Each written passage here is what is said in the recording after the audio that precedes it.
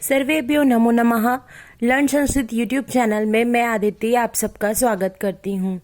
कल हमने चर्चा की थी समास पे और उसमें हमने पढ़ा था तत्पुरुष समास।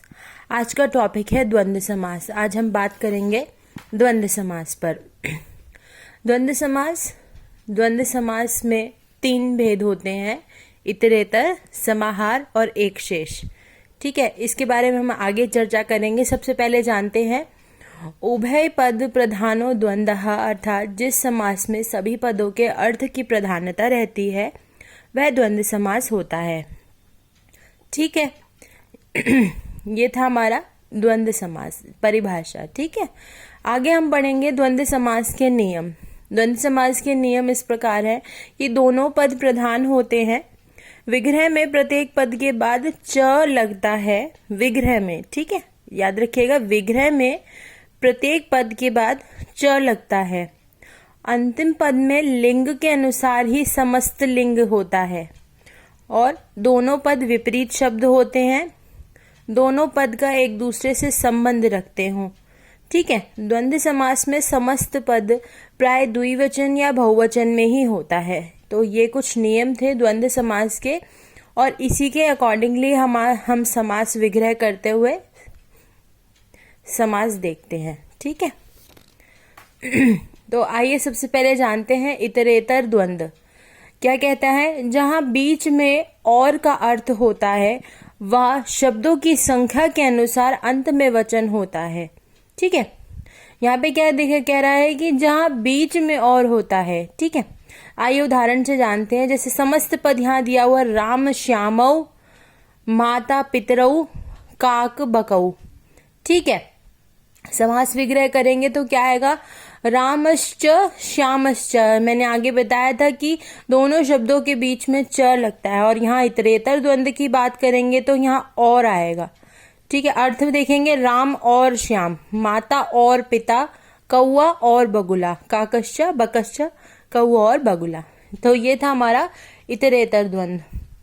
अब आते हैं समाहार द्वंद्व पे। समाहार से नाम से ही स्पष्ट है कि समाहार अर्थात समूह में, समूह अर्थ में इसमें प्राय नपुंसक लिंग एक वचन अंत में होता है। ये शॉर्ट में आपको मैंने बताया, डिटेल की जरूरत नहीं है।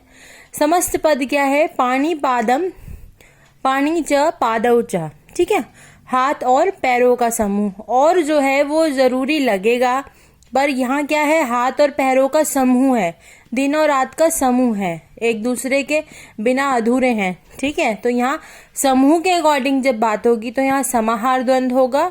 और अगर जहाँ बीच में दिखाई देगी तो यहाँ रामश्च श्यामश्च इस तरह से दिखाई देगा। ठीक है, अब यहाँ कहते हैं अगला समास द्वंद्व आता है एक शेष द्वंद्व।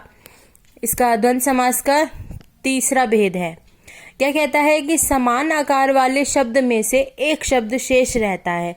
ठीक है, और अर्थ के अनुसार द्विवचन या बहुवचन होता है। ध्यान से सुनिए, समान आकार वाले शब्द में से एक शब्द शेष रहता है। एक शब्द शेष से क्या अभिप्राय है, यहाँ पे समस्त पद देखते हैं।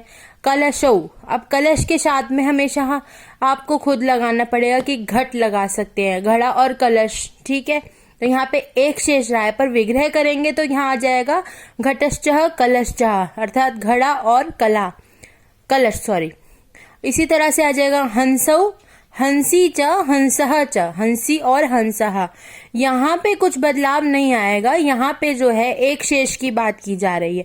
तो कलशौ में एक शेष रह जाएगा एक शेष द्वंद्व के अकॉर्डिंगली। ठीक है, यहाँ पे आप बात करेंगे तो यहाँ पे विग्रह करते वक्त जो च लगेगा और घड़ा और कलश इस तरह से आपको तुलना करते हुए बताना। तो ये था हमारा द्वंद्व समास और